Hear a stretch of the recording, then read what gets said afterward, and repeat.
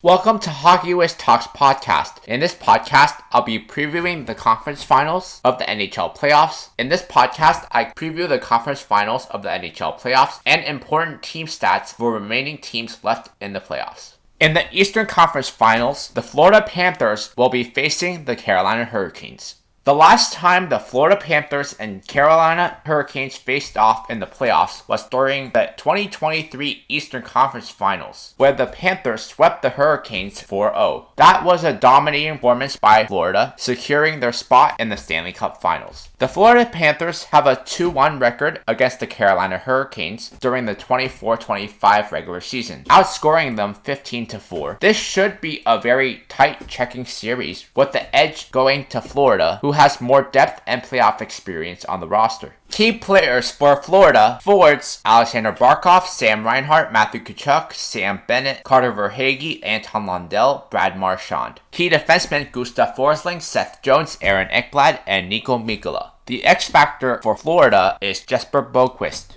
Key forwards for Carolina: Sebastian Aho, Seth Jarvis, Andrei Svechnikov, Jordan Staal, Jackson Blake, Jesperi Kotkaniemi, and Logan Stankoven. Key defensemen: Jacob Slavin, Brent Burns, Dmitry Orlov, Jalen Chatfield, and Shane Gostisbehere. The X factor is Taylor Hall. The goalie matchup in this series is Sergei Bobrovsky for Florida against Frederik Andersen for Carolina. The Florida Panthers trailed the Toronto Maple Leafs 2-0 in their semifinal series and won 4 straight games to advance to the conference finals. Florida's success since Game 3 of this series is due to contributions from everyone in their lineup and the stellar goaltending of Sergei Bobrovsky.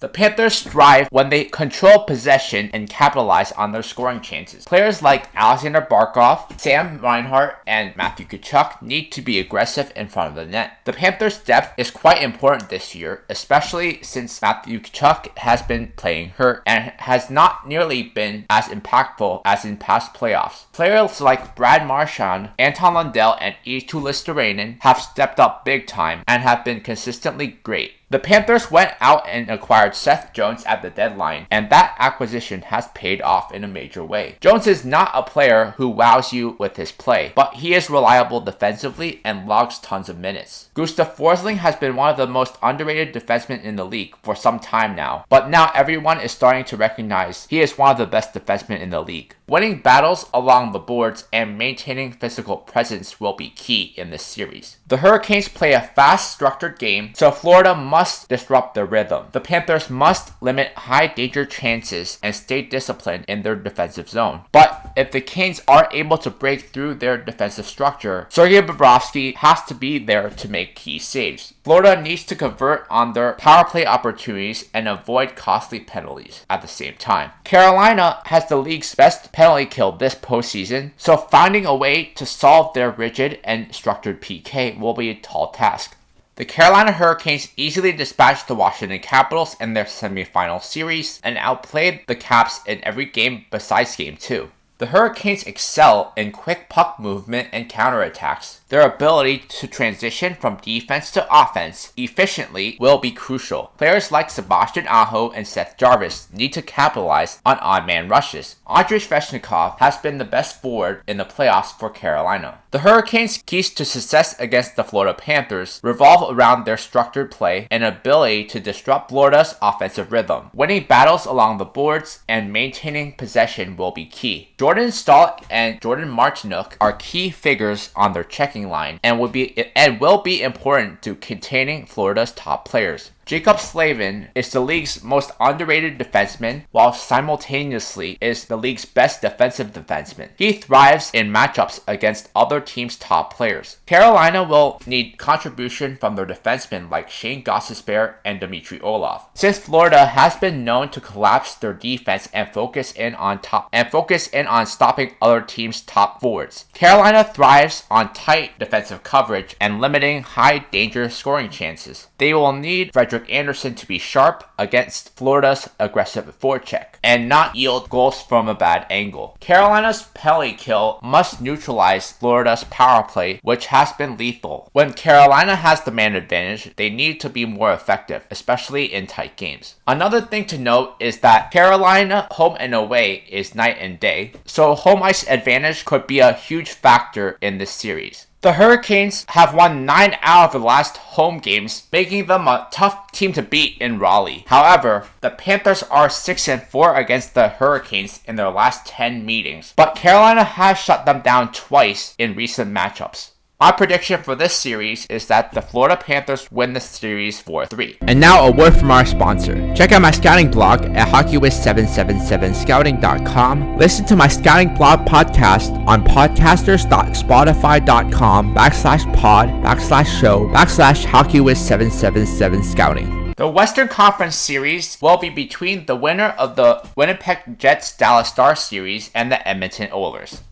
The Edmonton Oilers are set to face the winner of the Winnipeg Jets Dallas Stars series in the Western Conference Finals. The Stars currently lead the Jets 3-2 in their second round series, with Game 6 scheduled for Saturday. Historically, the Oilers and Stars have met 7 times in the playoffs, with Dallas winning 5 of those series. But Edmonton won the most recent matchup in the 2024 Western Conference Finals. The Oilers only faced the Jets once in the postseason, with Winnipeg sweeping Edmonton in the 2021 first round. No matter which team the Oilers face in the conference finals, it will be a very intriguing matchup. Key forwards in this series: for Winnipeg, Kyle Connor, Mark Scheifele, Nikolai Ehlers, Gabe Vilardi, Cole Perfetti, Vladislav Namestnikov, and Adam Lowry. Key defensemen for Winnipeg: Josh Morrissey, Dylan Sandberg, Neil Pionk, Dylan DeMello. X factor for Winnipeg is Nino Niederreiter. Key forwards for Dallas: Mikko Rantanen, Roope Hintz, Wyatt Johnston, Jason Robertson, Matt Duchene, Mikael Granlund, and Tyler Seguin. Key defensemen: Thomas Harley, Miro Heiskanen, Leon Beichel, and Esa Lindell. The X factor for Dallas is Jamie Benn.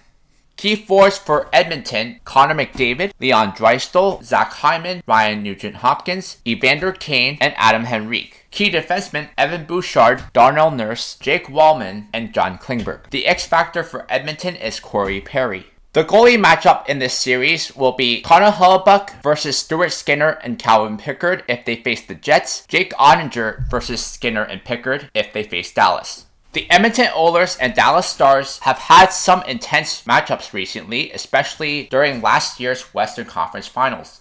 Edmonton is led by the superstar duo of Connor McDavid and Leon Draisaitl, who are second and third in playoff scoring this postseason. Everyone knows what these two are capable of, but if they want to beat Dallas, they will need contributions from their secondary scorers like Zach Hyman, Ryan Nugent-Hopkins, and Evander Kane. Players like Adam Henrique, Connor Brown, Vasily Podkolzin, and Corey Perry have also played well this postseason, chipping in at different points during the Golden Knights series. They will need more of this against Dallas. Dallas will need to contain McDavid's speed and creativity, while Edmonton will need to focus on neutralizing Roope Hintz and Mikko Rantanen. Edmonton can expect contributions from Evan Bouchard from the back end, but without Matthias Ekholm, defensemen like Jake Wallman and John Klingberg have stepped up. Stuart Skinner has been solid for Edmonton, but Jake Ottinger's ability to make clutch saves could be a game changer for Dallas. Speaking of game changers, Mikko Rantanen has been on a tear this postseason and is currently the league's leading scorer this postseason. In order for Edmonton to beat Ottinger, they will need to get traffic in front of him and crowd his crease like they did Adin Hill in the second round. The Oilers' power play struggled in the second round against Vegas, but their PK gradually improved during the series. They will need good special teams to beat Dallas. The Winnipeg Jets and Edmonton Oilers have had some tight matchups recently, with Winnipeg winning their March 20 game 4-3 in overtime and Edmonton bouncing back with a 4-1 victory on April 13th. Connor Hellebuyck has been a rock for Winnipeg, and his ability to shut down Edmonton's high-power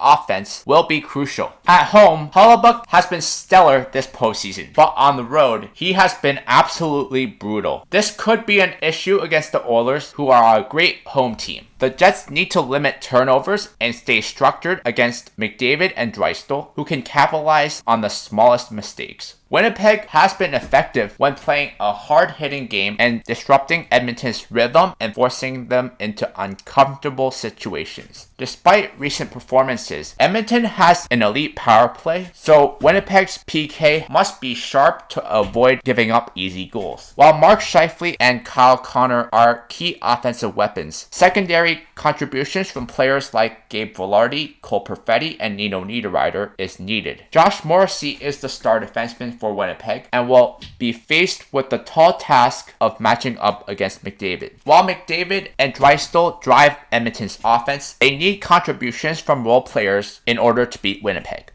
Regardless of which team Edmonton ends up facing in the Western Conference Finals, the Oilers have a good chance of winning and securing a spot in the Stanley Cup Finals.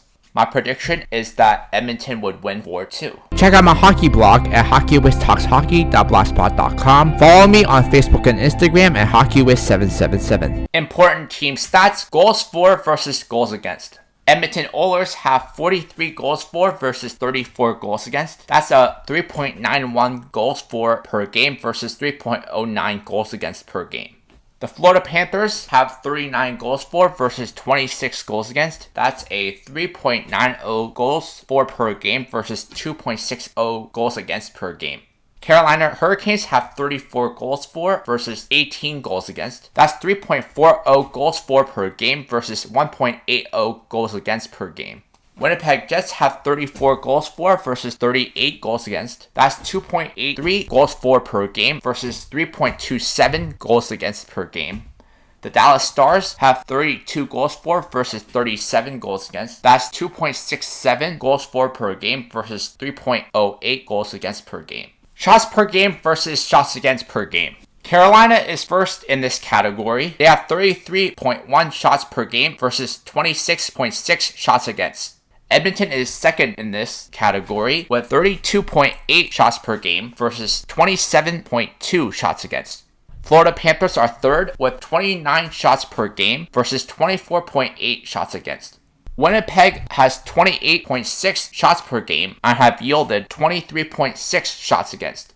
Dallas has 25.3 shots per game and have yielded 32.5 shots against. Power play percentage. Dallas is first in power play percentage with 29%, followed by Carolina with 28.1%, then Edmonton at 25%, Florida Panthers are 23.5%, and Winnipeg is last of the remaining teams at 18.6%. PK percentage. Carolina is first in this category with 93.3%, followed by Florida at 88.9%, Dallas at 86.1%, Winnipeg at 75.6%, and Edmonton is dead last at 66.7% on the PK. Face-off win percentage. Edmonton is first at 50.4%, then Carolina at 50.1%, Dallas at 49.9%, Winnipeg at 48.1%, and Florida is at 46%. Listen to Hockey Wiz Talks podcast on Podbean and Spotify. It's going to be interesting to see how the conference finals matchups turn out and see who gets the upper hand. In my next podcast, I'll be doing an update on the conference finals.